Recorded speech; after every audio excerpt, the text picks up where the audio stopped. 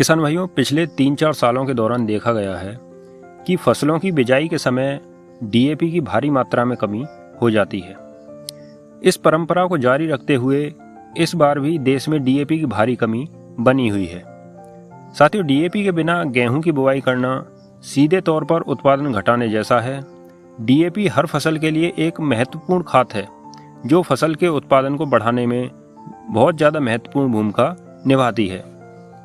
साथियों, डीएपी उपलब्ध ना होने पर हमें दूसरे विकल्पों की तरफ रुख करना पड़ता है, जिनमें एनपीके 20-20-013 आज के समय में मार्केट के अंदर बहुतायत उपलब्ध है। तो इस वीडियो के अंदर हम तुलना करेंगे एनपीके 20-20-013 और डीएपी 18-40 की, जिसमें हमें पता चलेगा कि क्या ये डीएपी के जैसा कार्य हमारी फसल के अंदर कर पाएगा या नहीं कर पाएगा।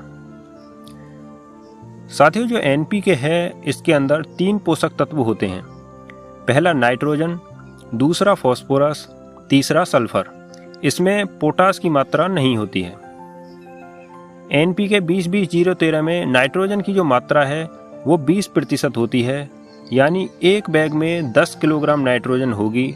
वहीं डीएपी में नाइट्रोजन की मात्रा की अगर हम बात करें तो वो 18% होती है, यानी एक बैग डीएपी में 9 किलो नाइट्रोजन होगी।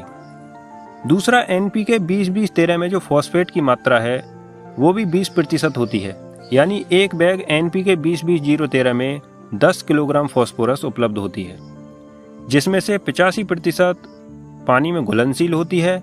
वहीं अगर हम बात करें डीएपी की तो इसके एक बैग के अंदर 46% यानी 23 किलोग्राम फॉस्फोरस होती है और एक बैग डीएपी में 39.5% फॉस्फोरस पानी में घुलनशील होती है।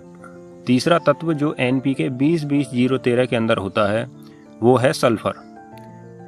सल्फर की मात्रा की अगर हम बात करें तो एक बैग एनपीके 20-20-013 में 13% सल्फर होता है, जबकि डीएपी में सल्फर की मात्रा नहीं होती है। साथियों, अगर हम प्रयोग की बात करें तो हमारा मुख्य उद्देश्य इनसे फसल को फास्फोरस प्रदान कराना है। इससे निष्कर्ष ये निकलता है कि डीएपी में एनपीके 20-20-013 की तुलना में 2.3 गुना ज़्यादा फास्फोरस होता है, यानी जहां हम डीएपी का एक बैग प्रयोग कर रहे हैं वहां हमें एनपीके 20-20-013 के कम से कम 2 बैग प्रयोग करने होंगे, तब जाकर हमें डीएपी के बराबर रिजल्ट एनपीके के मिलेंगे। तो साथियों, ये थी एनपीके और डीएपी के बीच तुलनात्मक विषयों पर चर्चा। अगर आपको हमारा प्रयास अच्छा लगा हो, हमारी वीडियो अगर पसंद आई है तो वीडियो को लाइक और चैनल को सब्सक्राइब अवश्य करना। धन्यवाद।